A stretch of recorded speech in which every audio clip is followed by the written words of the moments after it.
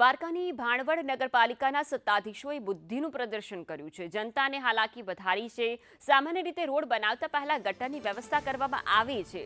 જો કે ભાણવડ પાલિકાના સત્તાધીશોને આમ કરવું જરૂરી ન લાગ્યું। શહેરના ભૂતવડ રોડ પર પહેલા તો આરસીસીનો રોડ બનાવ્યો અને પછી ખ્યાલ આવ્યો કે ગટરનું મેઇન હોલ આપવાનું તો રહી ગયું। તેના વિના પાણીનો નિકાલ કેવી રીતે થશે?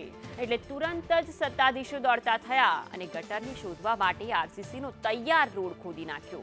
રસ્તો બન્યો ત્યારે લોકોએ હાલાકીનો સામનો કરવો પડ્યો। હવે રસ્તો તૂટતા અને જ્યાં સુધી નવો ન બને ત્યાં સુધી ફરી લોકોએ હાલાકીનો સામનો કરવો પડશે।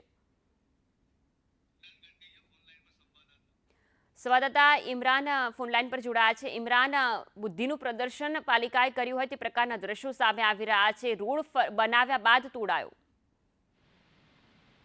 જી આપને કહું કે પાલિકા એક વખત નથી પણ અનેક વખત આવા પ્રશ્નો સામે આવ્યા છે।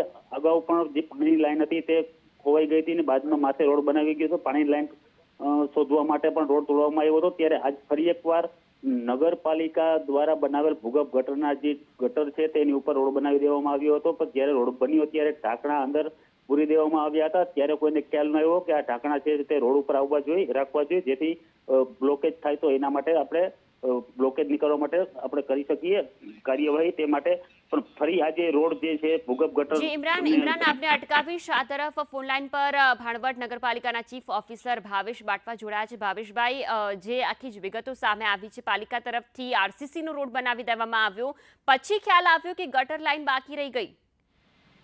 મેમ, એમાં એવું છે કે જે વખતે રોડ બની ગયો હતો એ ટાઈમે જે અમારી ગટરની વ્યવસ્થા હતી બહુ નીચે હતી અને હાલ એ પહેલા ધ્યાન ના રાખ્યું। એ ટાઈમે અમે ધ્યાન રાખ્યું હતું મેમ, બટ એ જે ગટરની બ્લોકેજ છે એ લાસ્ટ ઘણા ટાઈમથી નીચે અંદર દબાઈ ગયેલી છે અને દબાઈ ગયા પછી થોડા ટાઈમ પછી અમે ખેંચવાની ટ્રાય કરેલી, બટ એ સક્સેસફુલી ના મળતા પછી અમે એને ઉપર લઈને વ્યવસ્થિત એક તરફથી જે હાવ વ્યવસ્થિત પોસિબલ સોલ્યુશન મળે એ માટે ટ્રાય કરેલી અને હાલ એ માટે પૂરી જે જાહેર જનતાની થોડી ઘણી એ બાબત ઇસ્યુ હતી એ રિઝોલ્વ કરવા માટે પૂરી આ એક વ્યવસ્થા ક્લિયર થાય અને એનું સુખદ નિવારણ આવે એ માટે કરવામાં આવેલું મેમ। આશા રાખે ભાવેશભાઈ કે જલ્દીથી જલ્દી ફરી એક વખત રોડ બની જાય અને લોકોને હાલાકીમાંથી છુટકારો મળે। આપ જોડાયા, આપનો આભાર।